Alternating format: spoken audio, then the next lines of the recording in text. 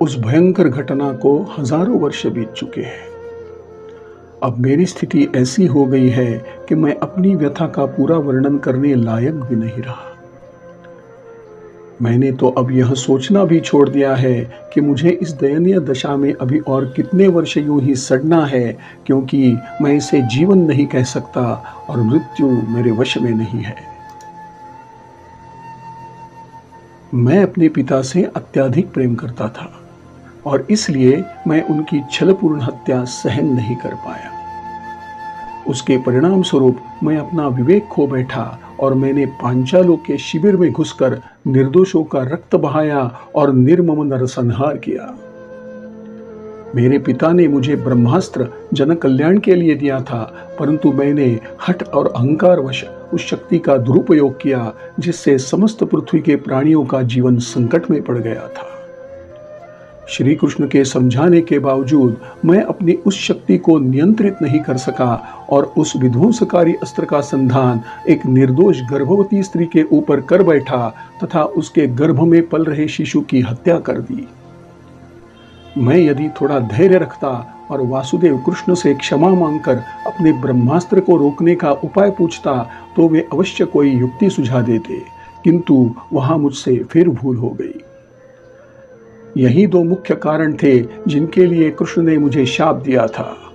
मुझे इन सब कुकर्मों का दंड मिलना ही चाहिए था।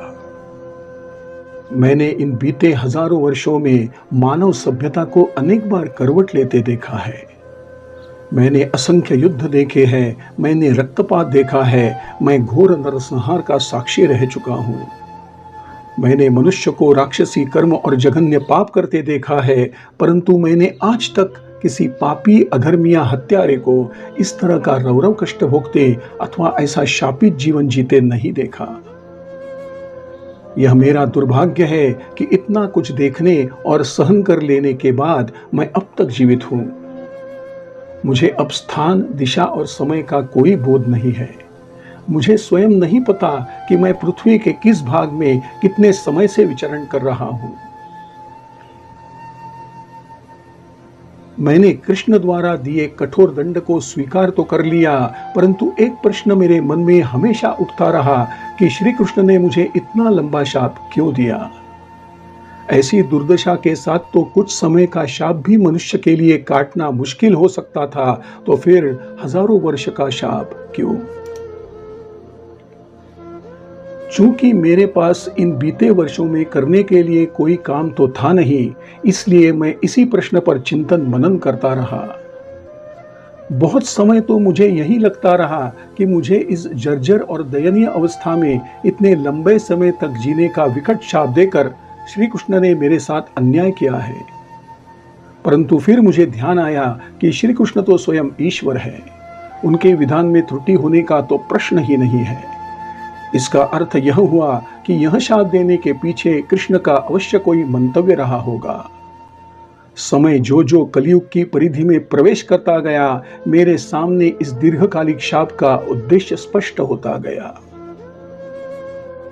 कृष्ण जानते थे कि वह शाप मेरे लिए असहनीय होगा, परंतु श्री हरि विष्णु का अवतार होने के कारण कृष्ण ने भविष्य में झांक लिया था कि कलयुग में पृथ्वी पर अधर्म बढ़ेगा। वे जानते थे कि आने वाले समय में लोग तरह तरह के विध्वंसक अस्त्र शस्त्रों को बनाकर उनका दुरुपयोग करेंगे तथा मनुष्य मनुष्य के रक्त का प्यासा हो जाएगा। श्री कृष्ण को इस बात का भी पूर्वाभास हो गया था कि कलयुग में लोगों के मन में कन्या की अपेक्षा पुत्र की कामना अधिक बलवती हो जाएगी, जिसके कारण समाज में गर्भस्थ शिशुओं, विशेषकर कन्याओं की हत्या में अप्रत्याशित वृद्धि होने लगेगी। इससे प्रकृति का संतुलन बिगड़ेगा और समाज में विकृति उत्पन्न हो जाएगी। इस प्रकार श्री कृष्ण ने मेरे द्वारा किए गए दोनों अपराधों की भविष्य में पुनरावृत्ति होती देख ली थी।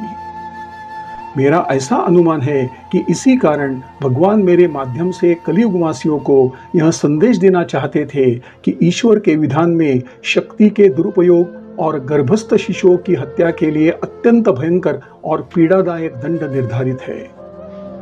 कृष्ण ने अपने इसी संदेश को कलयुग तक पहुंचाने के लिए मुझे जीवित छोड़ दिया था, ताकि लोग मेरे विषय में जाने और मुझसे सीखे कि ऐसे अपराधों का परिणाम कितना असहनीय हो सकता है।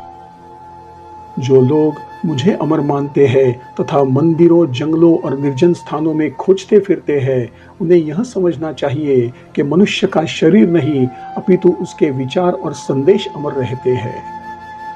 इसीलिए अन्य मनुष्यों की भांति मेरा शरीर नश्वर है और मैं भी इस मर्त्यलोक को त्याग कर चला जाऊंगा, परंतु वासुदेव कृष्ण का यह संदेश सदा अमर रहेगा।